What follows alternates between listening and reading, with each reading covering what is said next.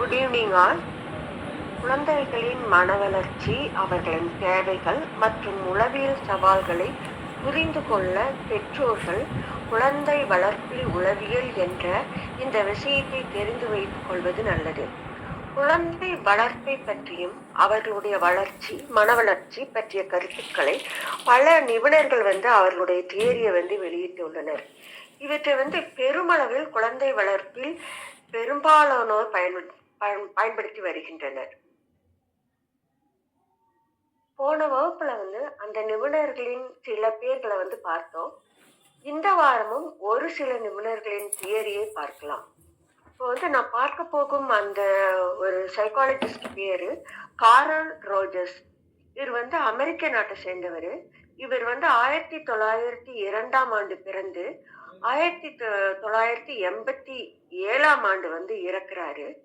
இவர் இவருடைய மைய கருத்து என்ன அப்படின்னு சொன்னா, இவர் மற்றவர்கள் மாதிரி சைக்கோ சோசியல் டெவலப்மெண்ட்டை நேரடியா இவர் குறிப்பிட்டு சொல்லல.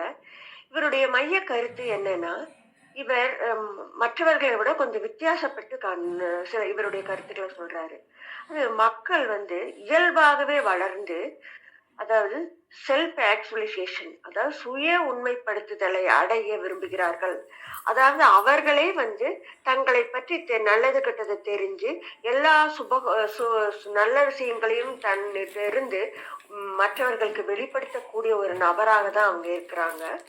இந்த உளவியல் வளர்ச்சி ஒரு தனிநபரின் நேர்மறை எண்ணங்கள், அதாவது அவர்களுடைய பாசிட்டிவ் தாட்ஸை ஏற்றுக்கொள்ளுதல் மற்றும் புரிந்து கொள்ளுதல் போன்றவற்றை உணரும் போது அவர்களுக்குள்ள என்ன ஏற்படும் என்று சொல்றாருன்னா, தன்னம்பிக்கை ஏற்படும்.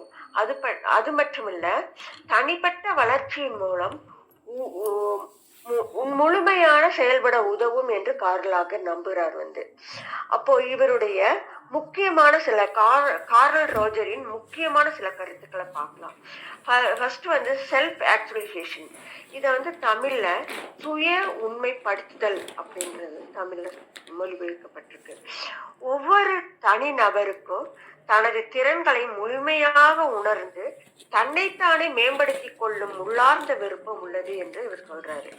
அதாவது இவர் ஒரு தனி நபருக்கு தனக்குள்ள திறமைகள், அப்புறம் தன்னைத்தானே நாம எப்படி முன்னேறி போகலாம், நம்மளுடைய நிறைவுகள் என்ன அப்படின்று அவங்களுக்கு இதை தெரிந்து கொள்வதற்கு ஒரு விருப்பம் இருக்குது அப்படின்னு சொல்லிட்டு ரோஜர்ஸ் நம்புறாரு. அப்புறம் அடுத்தது அன்கண்டிஷனல் பாசிட்டிவ் ரெக்கார்ட்ஸை பற்றி இவர் சொல்றாரு. என்ன அப்படின்னு சொன்னா, ஒரு தனி நபர் தன் சொந்த உணர்வுகளையும் விருப்பங்களையும் மற்றும் செயல்களையும் மற்றவர்களை எந்த விதமான நிபந்தனைகளின்றி ஏற்றுக்கொள்வதாகும். இதே ஒரு ஆரோக்கியமான சுய கருத்தை, அவர்களுக்குள்ள கருத்தை வளர்க்க உதவுது அப்படின்னு சொல்றாரு. அதாவது அவங்களுடைய சொந்த விருப்பங்களை என்னன்னா, அது என்ன விருப்பங்கள் இருந்தாலும் சரி, சொந்த விருப்பங்களையும் சொந்த உணர்வுகள், அவர்களுக்கு ஏற்படும் உணர்வுகளை இல்லைங்களா, அதை மற்றவர்கள் எந்த விதமான நிபந்தனைகளையும் இன்றி ஏற்றுக்கொள்வதாகும் என்று இந்த ஒரு ஆரோக்கியமான ஒரு கருத்தை இவர் சொல்றாரு. அடுத்தது எம்பத்தியை பத்தி இவர் பேசுறாரு. அதாவது எம்பத்தி அப்படின்னு சொன்னா என்ன அப்படின்னா, மற்றவர்களின் உணர்வுகளையும், அதாவது அவர்கள் கஷ்டங்களையும் அவர்கள் வேதனைகளையும் அவர்கள் எண்ணங்களையும் புரிந்து கொள்வது ஒரு தனி நபரின் வளர்ச்சிக்கு மிகவும் முக்கியமானது அப்படின்னு சொல்லி எம்பத்தி பற்றி நிறைய போர்ட்ரேட் பண்றாரு இவரு. அடுத்தது காங்கிரன்ஸ், அதாவது தன்னைத்தானே உண்மையாக ஏற்றுக்கொண்டு தனது உணர்வுகள் மற்றும் எண்ணங்களை வெளிப்படையாக காண்பிக்கும் தைரியம். இப்ப நிறைய பேருக்கு இருக்காது தானே. அதாவது தன்னைத்தானே தன்னுடைய உண்மை முகத்தை காட்டுறதுக்கு யாருக்குமே விருப்பம் இருக்காது. தம்முடைய பாசிட்டிவான சில விஷயங்களை மட்டும் காட்ட மட்டும்தான் எல்லாருக்குமே ஒரு விருப்பம் இருக்கும். ஆனா தன்னிடம் உள்ள நெகட்டிவான விஷயங்களை, சில கோபதாபங்கள், மித்த எந்த விஷயத்தையுமே நம்ம வெளிப்படுத்த நம்ம விரும்ப மாட்டோம். ஆனா இத என்ன சொல்றாருன்னா, தனது உணர்வுகள் மற்றும் எண்ணங்களை இவங்க வெளிப்படையாகவே காண்பிக்கும் தைரியம் இவங்களுக்கு ஏற்படுது அப்படின்னு சொல்லி இவர் சொல்றாரு. சுருக்கமா சொல்ல போனா, கார்ல் ரோஜர்ஸ் வந்து சோசியல் டெவலப்மெண்ட் என்ற குறிப்பிட்ட வளர்ச்சியை வகுக்கவில்லை. அதற்கு மாறா வந்து உளவியல் ரீதியாக ஆரோக்கியமான வளர்ச்சி என்றால் என்ன என்ற நிபந்தனையற்ற அன்பு மற்றும் புரிதல் மற்றும் எம்பத்தி அப்படின்ற 3 விஷயங்களை வந்து கொண்டு வராரு. இவர் வந்து நிறைய ஒரு அந்த காலகட்டத்தில் வந்து ஒரு ஒரு ஃபெமிலியர் பிராக்டிக்கலா வந்து நிறைய கிளைண்ட் அட்டன் பண்ற ஒரு தெரபிஸ்டாவும் இவர் இருந்திருக்காரு. இவர் வந்து முக்கியமா அவங்களுக்கு என்ன மாதிரி ஒரு தெரப்பி கொடுத்திருக்காரு அப்படின்னு சொன்னா கிளைண்ட் சென்டர்டு தெரப்பி அப்படின்னு சொல்றாரு. அதாவது இவங்க கிளைண்ட்டுடைய மைய சிகிச்சை அப்படின்னு சொல்லி இது தமிழ்ல. இப்போ அப்படி மைய சிகிச்சை அப்படின்னா என்னன்னா ஒரு ஒரு சிகிச்சையோட அணுகுமுறையே எப்படி இருக்கும்னா ஒரு கிளைண்டோட தேவைகள் மற்றும் அவங்க என்ன சொல்றாங்களோ அதை காது கொடுத்து கேட்கறது. இல்லைங்க இது எனக்கு சரிப்பட்டு வராது அப்படின்னு சொன்னா அதை ஏற்றுக்கொள்வது. அப்புறம் அவங்களுடைய அனுபவங்கள் இவ்வளவு காலம் அவங்க என்ன மாதிரி அனுபவங்களை இவங்க அனுபவிச்சுட்டு வந்தாங்களோ அதுக்கு வந்து முக்கியத்துவம் கொடுக்கறது. அதுல இருந்து சில விஷயங்களை எடுத்து அவங்களுக்கு தெரப்பியா வந்து மேற்கோளோட செய்யறது. இதேதான் இவர் வந்து கிளைண்ட் சென்டர்ட் தெரப்பி அப்படின்னு சொல்றாங்க. அதாவது அவங்களுடைய கிளைண்ட்டுடைய தேவைகளும் மற்ற அவங்க அனுபவங்களுக்கு முக்கியத்துவம் கொடுக்கிற ஒரு தெரப்பியா இது. இதை வந்து செய்யும்போது தொடர்ந்து வந்து அவர்களுக்கு என்ன ஏற்படுதுன்னா இவங்களுடைய பிரச்சனை வந்து போய் இவங்களுக்கு மனரீதியான வளர்ச்சி அடையக்கூடிய ஒரு தன்மை ஏற்படுது. இதனால இவர் வந்து இது ஒரு நிறைய வந்து செயல்முறையாக்குகிறார் தன்னுடைய கிளைண்ட்ஸுக்கு. இது இவருடைய தனித்துவமான சில வளர்ச்சியை வந்து நம்ம பார்க்கலாம். இப்போ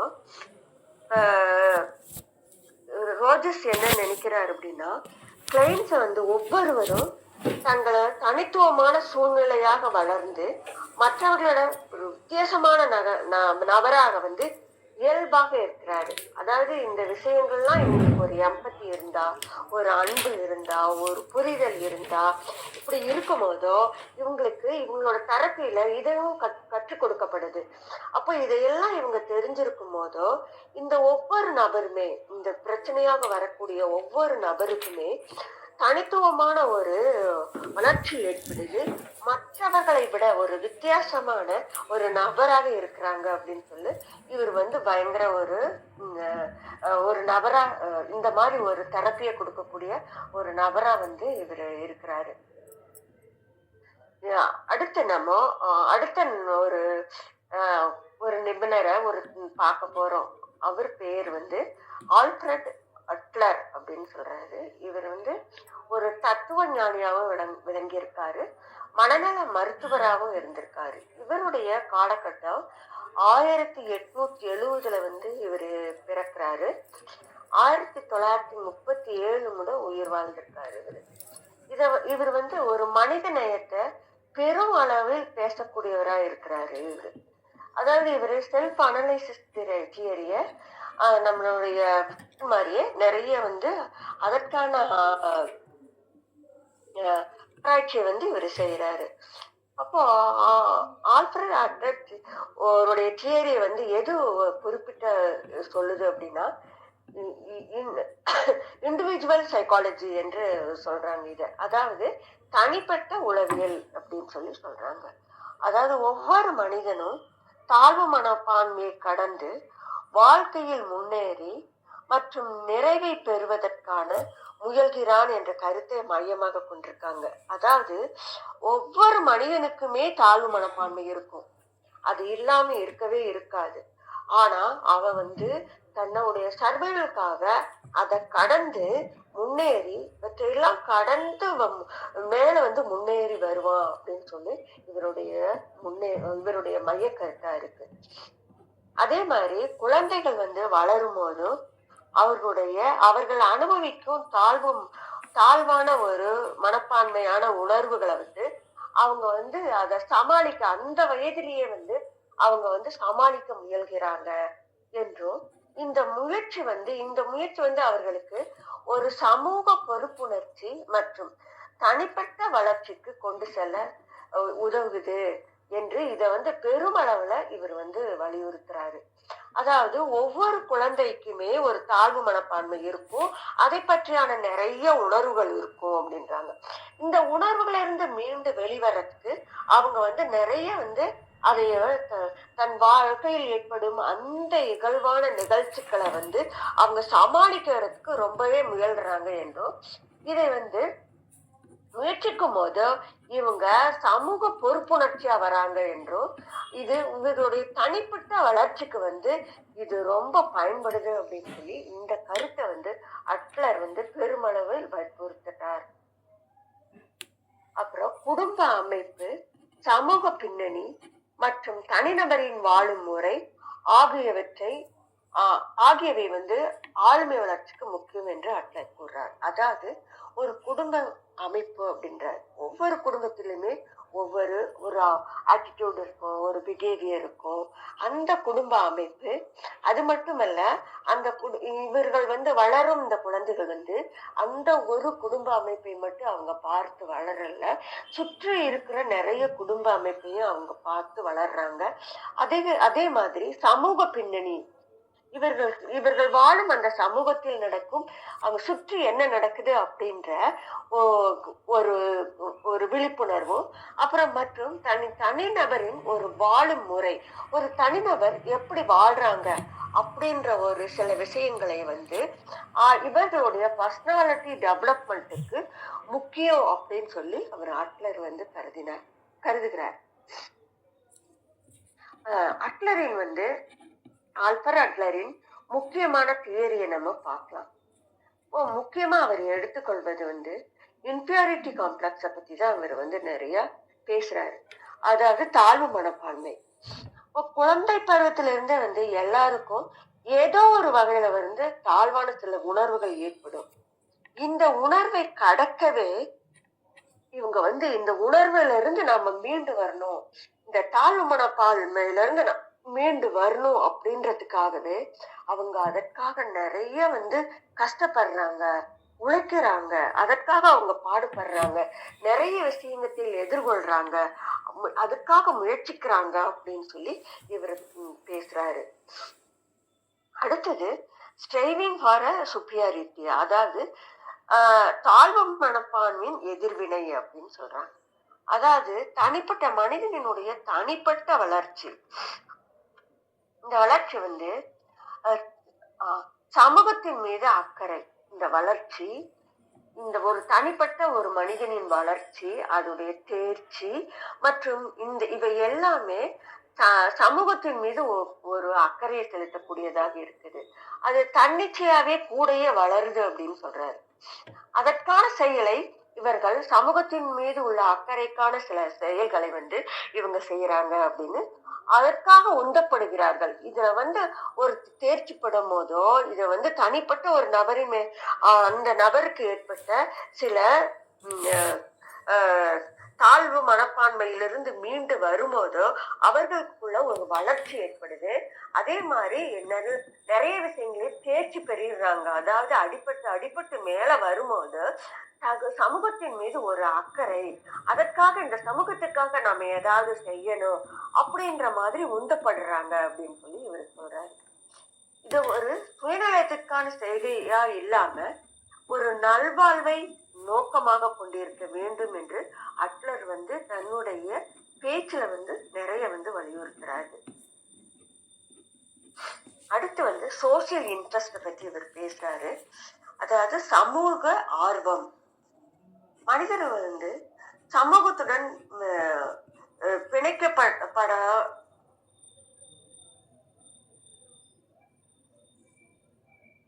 ஒவ்வொரு தனி மனிதனுமே சமூகத்துடன் பிணைக்கப்பட்டவர்கள் என்றும் மற்றவர்களுக்கு உதவுவதிலும் சமூக நல்லிணக்கத்தை மேம்படுத்துவதிலும் திருப்தி அடைகிறார்கள் என்று அட்லர் கூறுகிறார். அதாவது இவங்க வந்து சமூகத்துடன் என்றைக்குமே நம்ம வந்து ஒரு சமூகத்தோட இணைஞ்சுதான் வாழ முடியும். ஒரு தனிப்பட்ட ஒரு ரீதியா தனிப்பட்ட உரிமைகளை எடுத்துக்கொள்வங்களாக இருக்க முடியாது. ஏன்னா அந்த சமூகத்தில் இருக்கும் சட்டத்திட்டங்களை வந்து நம்ம பின்பற்றி தான் வாழ வேண்டி இருக்கும்.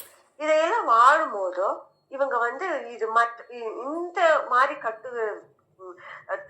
திட்டத்தோட கட்டுப்பாட்டோட வளரும் போதோ இவர்களுக்கென்று தனிய ஒரு நல்லிணக்கம், அதாவது ஒரு நல்ல ஒழுக்கங்களும் நல்ல செய்கைகளும் இவர்களை மேம்படுத்தி கொண்டு போகிறது அப்படின்னு சொல்லி இவர் சொல்றாரு. அப்புறம் இவர்களுக்கு ஒரு சமூகத்தின் தாக்கம் எப்படி இருக்கும் அப்படின்னு சொன்னா, குடும்பம், சமூகம், மனித குலம் அனைத்தும், அதுவும் இல்லாம இந்த பிரபஞ்சம், இந்த சூழல்களில் 3 முக்கியமான வாழ்க்கை பணிகளை சந்திக்கிறோம். இப்போ தொழில், காதல் மற்றும் பாலினம் மற்றும் மற்றவர்களான நமது உறவு. அதாவது நம்மளுடைய தொழில் மற்றும் எப்படி இருந்தாலும் ஒரு மனிதன் ஒரு அன்பு செலுத்தக்கூடியவனா இருக்கிறான். பாலினம் உள்ளவர்களா இருக்கான், ஆணோ பெண்ணோ இல்ல மாற்று பாலினம் உள்ளவர்களாக இருக்காங்க. அது மட்டும் இல்லாத இவர்கள் அனைவருமே மற்றவர்களுடன் ஒரு உறவுடன் வச்சிருக்காங்க. எல்லா பாலினமும் மற்றவர்களுடன் உறவு வச்சிருக்கக்கூடியவர்களாக இருக்கிறாங்க. நமது உறவு அனைத்து சவால்களும் நமது உலக கண்ணோட்டம் மற்றும் வாழ்க்கையை பற்றிய அணுகுமுறையின் முன்மாதிரியாக அமையக்கூடும். அதாவது இவ்வளவு நான் சொன்ன அத்தனை விஷயங்களுமே இவை கொண்டு செல்லும் போதோ இவர்களுக்கு மற்றவர்களுடன் தம்மோட வாழ்க்கையோட ஒன்றிணைந்து நல்ல மாதிரியான ஒரு அணுகுமுறையில் மற்றவங்க பேசக்கூடியதோ, தன் நாட்டை பற்றியோ இல்லை தன் நண்பர்களை பற்றியோ அல்லது தன்னுடைய உறவு முறைகளை பற்றியோ சில விஷயங்கள் முன்மாதிரியாக தன்னிடமிருந்து தன்னுடைய பழக்க வழக்கங்களையோ தன்னுடைய பிஹேவியர்ஸையோ தன்னுடைய ஆட்டிடியூட்ஸையோ மற்றவர்கள் முன்மாதிரியாக எடுத்துக்கொள்வார்கள் என்று இவர் தன்னுடைய கருத்தை வெளியிடுறாரு.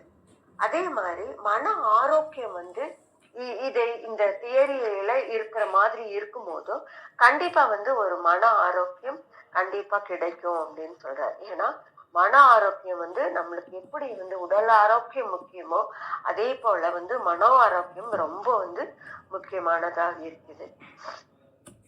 மனித உணர்வும் தன்னை முழுமையாக வளர்த்து கொண்டு மற்றவர்களின் நலனுக்கு பங்களிப்பதற்கான விருப்பம் மன ஆரோக்கியத்திற்கான முக்கிய அளவுகோலாகும் அப்படின்றார். அதாவது ஒரு மனிதனுக்கு ஏற்பட்ட உணர்வு, அதாவது கோபதாபங்கள், அன்பா பேசுறது, பணிவோட நடக்கிறது, இப்படி எல்லாமான மற்றவர்களுடன் உள்ள உறவு எப்படி இருக்க வேண்டும் என்று இருப்பது, இத்தனையுமே இது எல்லாமே இது மன ஆரோக்கியத்திற்கான ஒரு முக்கிய அளவுகோல் அப்படின்னு இவரு சொல்றாரு. இந்த குணங்கள் வளர்ச்சி அடையாத போதுதான், நான் சொன்ன இத்தனை குணங்கள் வளர்ச்சி அடையாத போதுதான் தாழ்வு மனப்பான்மை, ஒரு தனிநபரை நம்ம கிண்டல் செய்யறது, கிண்டல் செய்யறது, கேலி செய்யறது, அப்புறம் இவங்களை பழி வாங்கறது, கோபத்துல அவங்கள கண்ட மாதிரி பேசுறது, அவங்கள விரோதப்படுத்துறது, இவை எல்லாமே ஏற்படும் அப்படின்னு சொல்லி இவரு மன ஆரோக்கியம் பத்தி பேசுறாரு. அதாவது மனோ ஆரோக்கியம் நல்லா இருந்தா இந்த மாதிரி தாழ்வு மனப்பான்மை வராது அப்படின்னு சொல்லி இவர் தன்னுடைய ஸ்பீச்சை முடிக்கிறார், இவருடைய தியரிய முடிக்கிறார். வணக்கம். ஓகே, இந்த 2 தியரிலையும் ஆக்சுவலி ஆல்ஃப்ரட் ஃபஸ்ட்டு அவங்க சொன்ன தியரி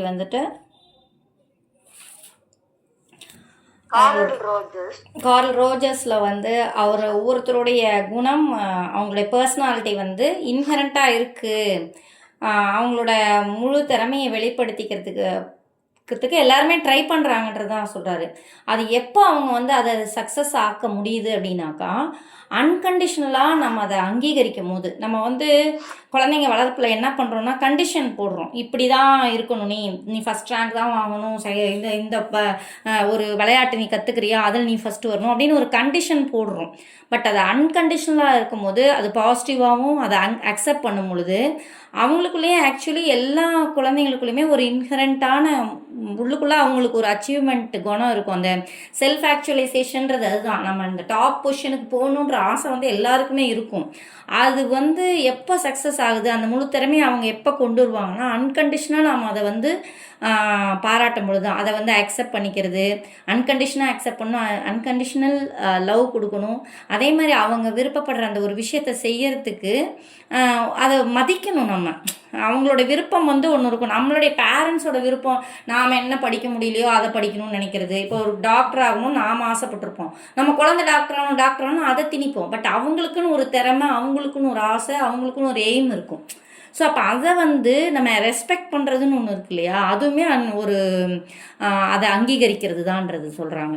அப்போ நம்ம வந்து அதை அக்செப்ட் பண்ணி அந்த நேசத்தை வந்து அன்கண்டிஷனலாக கொடுக்கும் பொழுது அவங்களே அந்த குணத்தை வந்து வளர்த்துக்க முடியும் அப்படின்றாரு. அதே மாதிரி இப்போ சப்போஸ் நம்ம அவங்களுடைய குணத்துக்கும் அந்த ஒரு அவங்களுடைய வாழ்க்கை முறைக்கு இதுக்கெல்லாம் வந்து ஒரு தொடர்பு இருக்குது. இந்த தொடர்பில் வந்துட்டு பிரச்சனை வந்ததுனாக்கா, அதாவது நம்ம இப்படி தான் அப்படின்னு அவங்களுக்குள்ள ஒரு இமேஜ், செல்ஃப் இமேஜ் இருக்கும் இல்லையா, ஆனால் வெளியில் வந்து நாம் வந்து ஒரு இமேஜ் நமக்கு அவங்க மேலே திணிக்கிறோம். ஸோ இது ரெண்டுத்துக்கும் உள்ள தொடர்பு இல்லைன்னு வச்சுக்கோங்களேன். ஃபார் எக்ஸாம்பிள், இப்போ நாம் வந்து வெளியே அந்த குழந்தைய பற்றி ஒரு புகழ்ந்து சொல்லுவோம், இது பயங்கர தைரியசாலி, இப்போ பயங்கரமாக இப்படி படிப்பாங்க, இல்லை எதையாவது நல்லா இந்த இதில் ரொம்ப சக்ஸஸ்ஃபுல்லாக இருப்பாங்க அப்படின்ற மாதிரி நம்ம வெளியே சொல்லிட்டு இருப்போம். ஆனால் குழந்தைகிட்ட அது இருக்காது. அப்போ வந்து அதுவாக ஒரு செல்ஃப் இமேஜ் வச்சுருக்கோம், இல்லை நான் என்னால் இதை செய்ய முடியாது அப்படின்னு மனசுக்குள்ளே வச்சுருக்கோம். ஸோ அந்த செல்ஃப் இமேஜும் நீங்கள் சொல்கிற ஒரு விஷயமும் கான்ஃப்ளிக்டாக இருக்குதுன்னு வச்சுக்கோங்களேன். அவங்களுக்குள்ள ஒரு கான்ஃப்ளிக்ட் ஏற்பட்டு அது வந்து அவங்களுக்கு ஒரு பதட்டத்தையே உண்டு பண்ணிடும். அதில் லைஃப்பில் வந்து இது எப்படிரா இது பண்ணுறது அப்படின்ற ஒரு பதட்டத்தையும் உண்டு பண்ணிடுது அப்படின்றதும் சொல்கிறாங்க. கார்ல் ரோகர்ஸோட இதில் வந்து அதையும் சொல்கிறாங்க. ஸோ இதில் எக்ஸ்ட்ரா பாயிண்ட்ஸாக தான் நான் இதை ஆட் பண்ணுறேன். அதே மாதிரி ஏன்னா ஒவ்வொருத்தரும் நிறைய சொல்லியிருக்காங்க, மெயினான இதை வந்து மேம் சொல்லிட்டாங்க. இப்போ அதே மாதிரி பார்த்தீங்கன்னா அட்லரும் அவரும் என்ன சொல்கிறாரு அப்படின்னா, ஆல்ஃப்ரெட் அட்லர் அவரும் என்ன சொல்கிறாரு அப்படின்னு பார்த்தீங்கன்னா, நம்ம பர்சனாலிட்டி லெவல் நிறைய சொன்னாங்க மேம். அதில் வந்து பர்சனாலிட்டி டெவலப்மெண்ட்டு, அந்த பர்சனாலிட்டி அப்படின்றது வளர்றது அப்படின்றது பார்த்தீங்கன்னா சில நேரங்களில் வந்து பர்த் ஆர்டர் கூட பர்சனாலிட்டியை டிசைட் பண்ணுதுன்னு சொல்கிறாரு. எப்படி இப்போ வந்து பர்த் ஆர்டர் எப்படி டிசைட் பண்ணுதுன்னா, இப்போ பார்த்தீங்கன்னா ஃபஸ்ட்டு பிறந்தவங்கலாம் ஒரு மாதிரி இருப்பாங்க, செகண்ட் மிடில் பிறந்தவங்க ஒரு மாதிரி இருப்பாங்க, யங்கஸ்ட்டாக இருக்கவங்க ஒரு மாதிரி இருப்பாங்க, சிங்கிள் சில்ட்ரன்லாம் பிறக்கிறவங்க ஒரு மாதிரி இருப்பாங்க. அப்படின்னும் பொழுது இந்த ஃபஸ்ட்டு குழந்தைங்க வந்து என்னென்னா ஆட்டோமேட்டிக்காக அவங்க வந்து ரெஸ்பான்சிபிலிட்டியோடு இருக்கணுன்ற ஒரு ஃபீல் வந்து அவங்களுக்கு இருந்துகிட்டே இருக்கும். நீங்கள் கவனிச்சிங்கன்னா தெரியும், ஃபஸ்ட்டு குழந்தைங்களா இருக்கவங்க வந்து ரொம்ப ரெஸ்பான்சிபிளாக இருக்கணுன்றது வந்து அவங்களுக்குள்ள ஒரு திணிக்கப்பட்ட ஒரு விஷயமா இருக்கும். அதனால் ஐயோ இது நடக்கலையா அது நடக்கலையான்ட்டு அவங்க சின்ன வயசுலேருந்தே அந்த ரெஸ்பான்சிபிலிட்டி வந்து எடுத்துக்கிட்டு இருக்கிற மாதிரி இருக்கும். இப்போ நிறையா குழந்தைகள் இருக்கிற வீட்டில் பார்த்தீங்கன்னா யங்கஸ்ட்டாக இருக்கிறவங்க வந்து பெருசாக கவனிக்க மாட்டாங்க. ஏன்னா வரிசையாக குழந்தைகள் இருக்கும்போது அந்த கடைசி குழந்தை வந்து என்னை கவனின்ற மாதிரி அந்த ஒரு மிஸ்ச்சுவஸாக இருப்பாங்க. ஏன்னா என்னை கவனிக்க சொல்லு, ஏன்னா அவங்க அதை குழந்தையோட வளர்ச்சியில் வந்து சின்ன குழந்தைய வந்து ஒன்று ஓவராக கவனிப்பாங்க. இந்த சிங்கிள் சைல்டெல்லாம் பார்த்திங்கன்னா ஓவராக கவனிப்பாங்க. ஸோ அப்போ வந்து அது வேறு மாதிரியான ஒரு பர்சனாலிட்டியை உருவாக்கிரும் அப்படின்றாங்க. ஸோ இப்போ இந்த ஒரு அவங்களுக்குள்ள அந்த ஏதாவது அந்த அந்த ஒரு இன்செக்யூரிட்டியோ இல்லை ஏதோ இருக்குதுன்னு வச்சுக்கோங்களேன், அப்போ வந்து அதை வந்து அவங்க காம்பன்சேட் பண்ணுறதுக்கு ட்ரை பண்ணுவாங்க. அதை வந்து காம்பன்சேட் பண்ண முடியலைன்னா அவங்களுக்கு வந்து அதை வந்து காம்பன்சேட் பண்ணுறதுக்குனா அதுக்கான மோட்டிவேஷனோட ட்ரை பண்ணுவாங்க. ட்ரை பண்ணி அதை ஏதாவது சரி செய்யணும். இப்போ ஏன்னா இந்த ரெஸ்பான்சிபிளாக இருக்கணும்னா ரெஸ்பான்சிபிளாக இருக்கிறதுக்கு ட்ரை பண்ணுவாங்க. அப்போ அது வந்து சரி செய்ய முடியலன்னா அவங்களுக்குள்ள ஒரு குற்ற உணர்வு மனசுக்குள்ள வந்துடும், ஐயோ நம்ம சரியாக இல்லையோ.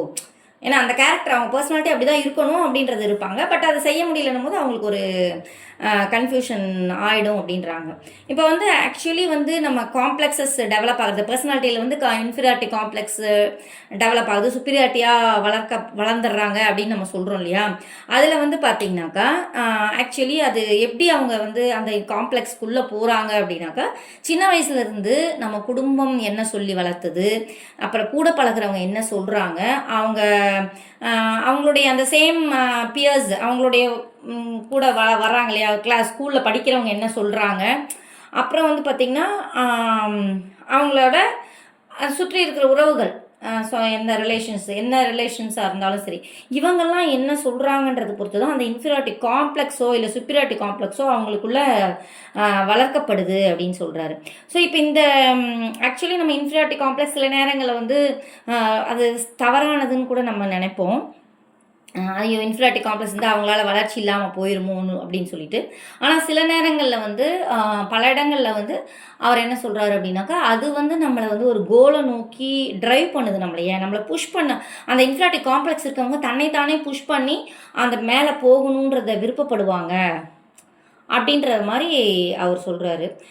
இப்போ ஆக்சுவலி அப்புறம் இன்னொரு இது என்னன்னாக்கா, ஃபேமிலி பிளேஸ் இம்பார்ட்டண்ட் ரோல்ன்றது தான். என்னென்னா இந்த ஃபேமிலி ரிலேஷன்ஷிப்ஸ் எல்லாம் இருக்குது இல்லையா, அந்த ஃபேமிலி ரிலேஷன்ஷிப்ஸ் எல்லாமே வந்து நிறைய ரோல் ப்ளே பண்ணுது. ஒரு ஒரு ரிலேஷன்ஷிப் அப்பாவாக இருக்கலாம், அம்மாவாக இருக்கலாம், அத்தை மாமா எல்லாருமே வந்து நிறைய விஷயங்களை வந்து அந்த குழந்தைக்கு சொல்லித்தராங்க. டைரெக்டாக வந்து நம்ம சொல்லித்தரது இல்லை. அவங்க எல்லாம் ப்ளே பண்ணுற எல்லா விஷயங்களுமே அவங்களுடைய பர்சனாலிட்டி டெவலப்மெண்ட்டுக்கு அதுவும் ஒரு காரணமாக இருக்குன்றத வந்து இவர் சொல்கிறாரு. ஸோ அதனால் இந்த இந்த காரணங்கள் எல்லாமே வந்து ஒரு கேரக்டரை வந்து டிசைட் பண்ணுது, பர்சனாலிட்டியை டிசைட் பண்ணுது அப்படின்றது தான் அவங்க சொல்கிறது. ஸோ இது எல்லாமே பேஸ் பண்ணி நாம் எப்படி நம்ம குழந்தைய வளர்த்துறோம் அப்படின்றத நம்ம யோசிச்சுக்கலாம். நன்றி.